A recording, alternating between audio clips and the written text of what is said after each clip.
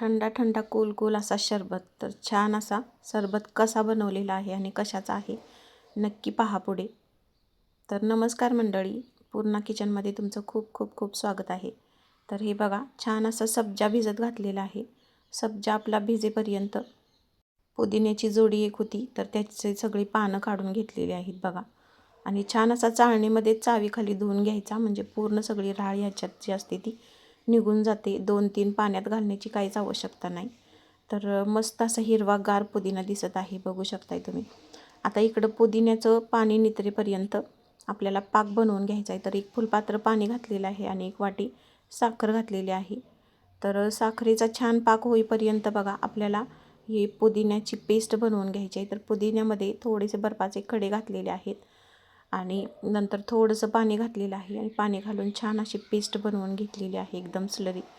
आणि ही माझ्याकडे पुरणाची चाळण आहे आणि त्याच्यामध्येच छान असं निघतो रस व्यवस्थित अगदी. आणि हे बघा, हे चोथा आपल्याला हा टाकायचा नाही. हा चोथा म्हणजे यात पुदिन्याचा अर्क आहे. तर डबल मी मिक्सरमध्ये घालून पाणी घालून परत आणखी एकदा फिरवून घेतला आणि नंतर मग हे बघा, आणि नंतर मग जो तो चोथा राहिलेला आहे तर त्याच्यामध्ये तुम्ही चटणी बनवू शकता, त्याच्यामध्ये मिरची कोथिंबीर घालून. तर चटणी पुदिन्याची खूप छान टेस्टी लागते. तर ती मी एक छोट्या वाटीमध्ये काढून घेतलेली आहे बघा, ही पुदिन्याची पेस्ट जी आहे ती. आणि स्लरी अशी सिरप जी बनवणार आहोत आपण, तर ती काढून घेतलं.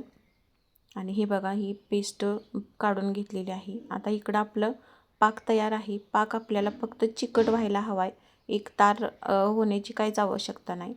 तर बघा, ह्या स्टेजला आपल्याला ही जी स्लरी बनवलेली आहे ती स्लरी छान अशी घालून मिक्स करून घ्यायची आहे. थोडंसं फेसाळलेलं जे होतं वरती, तर ते थोडंसं गाळणीने काढून घेतलेलं आहे बघा. सगळंच काही काढण्याची काहीच आवश्यकता नाही आणि कलर खूप सुंदर असा हिरवा आलेला आहे. रंग टाकण्याची काहीच आवश्यकता नाही. आणि मस्त आता हा पाक आपल्याला आटेपर्यंत ठेवायचा आहे. आणि या स्टेजला आपण एक लिंबू पिळलेला आहे. आणि मसाल्यासाठी बघा, हा मसाला घालणं खूप आवश्यक आहे, खूप छान टेस्टी लागतं. तर याच्यामध्ये चाट मसालाही घालू शकता, पण मी घातलेला नाही, होता माझ्याकडे पण मी घातलेला नाही चाट मसाला.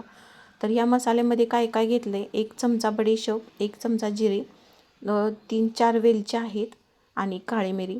तर छान अशी बघा पावडर करून घेतली आणि ही गाळणीमध्येच मी पावडर गाळून घेतलेली आहे.